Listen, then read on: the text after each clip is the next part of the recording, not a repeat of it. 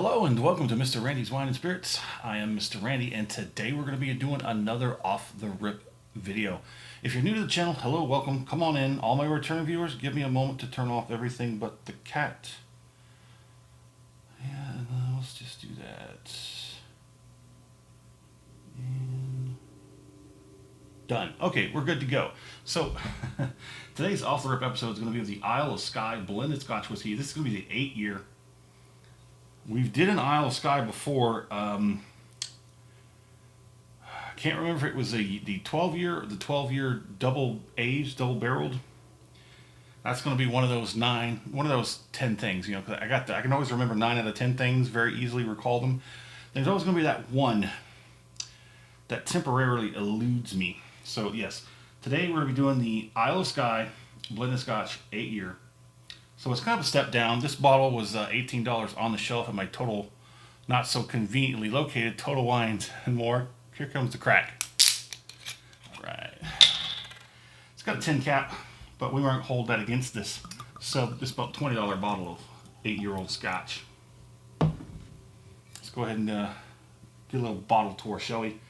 So it is a 700 milliliter, very interesting, limited batch release.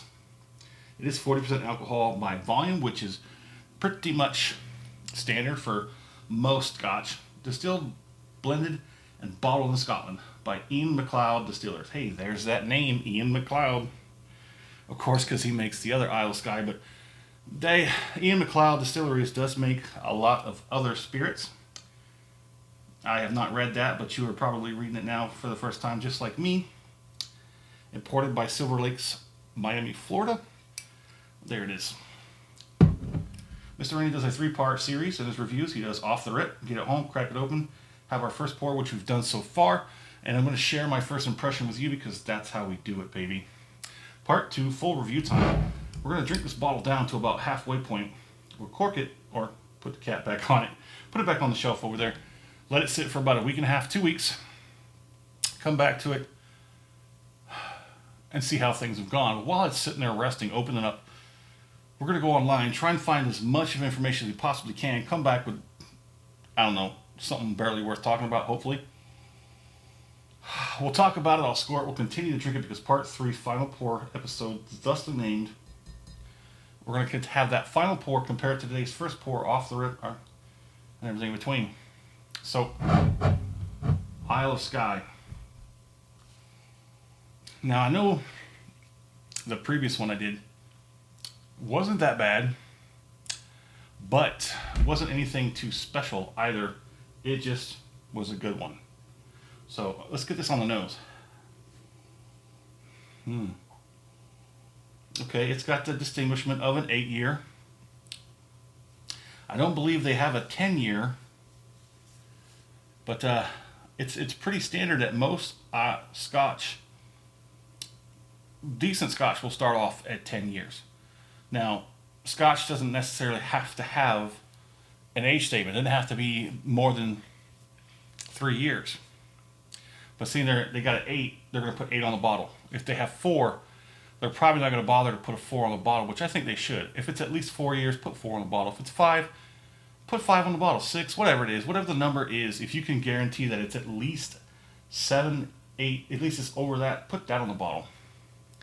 When they don't put it on the bottle, there's kind of a grab bag of what you're getting inside. So some of them might be 6, 7, 8 years, and some of them might be barely 3, just barely over the legal limit. And that's when no number gets put on there. So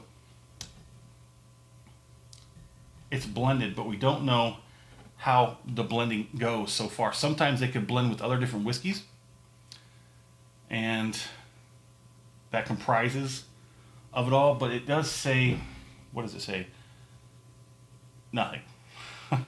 Okay, so I guess we're just going to have to wait till the full review to get more details. So let's go ahead and get that initial palating on the way.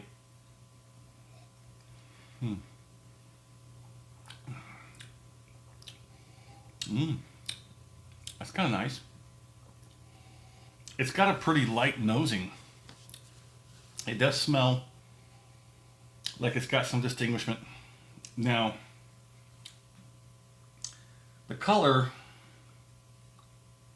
I don't know.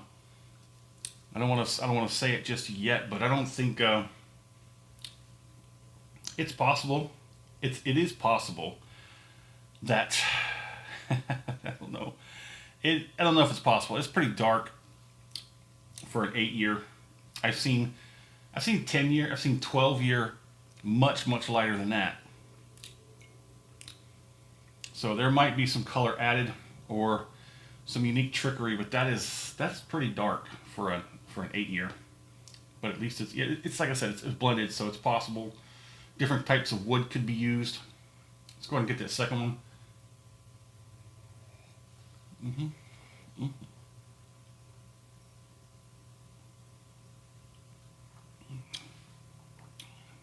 It's got, I think the viscosity is just fine on that. It does transfer well on the mouth. It comes off as a little bit oily, but not viscous, like more of a syrup. It's a little bit thicker than just water, and it's just noticeably thicker. Lots of spice. Lots of spice. I'm kind of torn between whether it's light fruit or dark fruit. It just may be kind of both, because it does have a sort of deep richness like a plum, but then there's also some sort of light like apple, like maybe like a green apple, and like honeysuckle, hibiscus. Can't quite nail that honey down, but I'm definitely getting a little bit of both sides of the wall here with this fruit, so it's nice. I think I can get one little more, one little.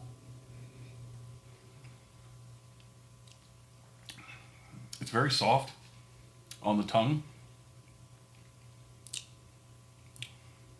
It's definitely not hitting like a standard 10-year.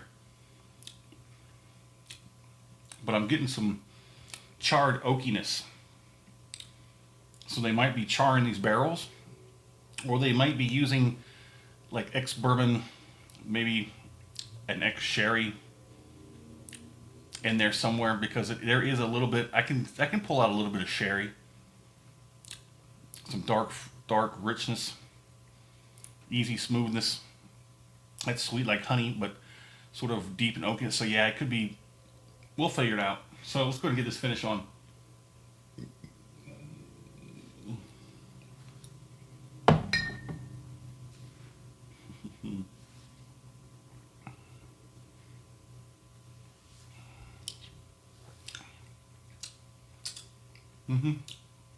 Yeah, it's got like that charred, oaky,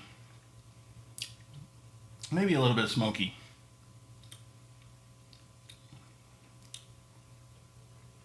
And I think I do detect some sherry, possibly some sherry in this one. If you like the videos, go ahead and hit that thumbs up button. And while you're there, if you haven't done so already, go ahead and subscribe to the channel. That way these videos will pop up in your feed as they are released. So it went on the tongue easy, smooth.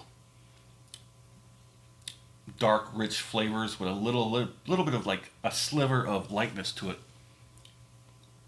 And then it's followed up by spice, lots of spice.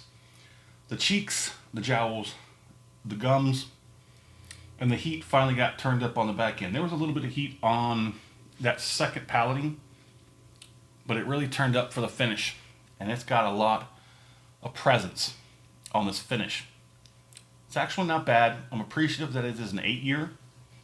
Under $20. I said it was $18 on the shelf. I'm not sure if I didn't check the receipt. I'm not sure if I got any kind of discounts, but I'll have that all figured out on the full review, so come on back for that, would y'all? So in the comment section, let me know, where are you at? What's going on in the world of libations around you? What are you currently drinking? And if you've had the Isle of Skye 8-year, if you've had the other 12-year, if you've had any kind of Isle of Skye, love to talk to you about it in the comment section. And as always, thanks for stopping by here at Mr. Randy's Wine and Spirits. I think this is going to be a good one.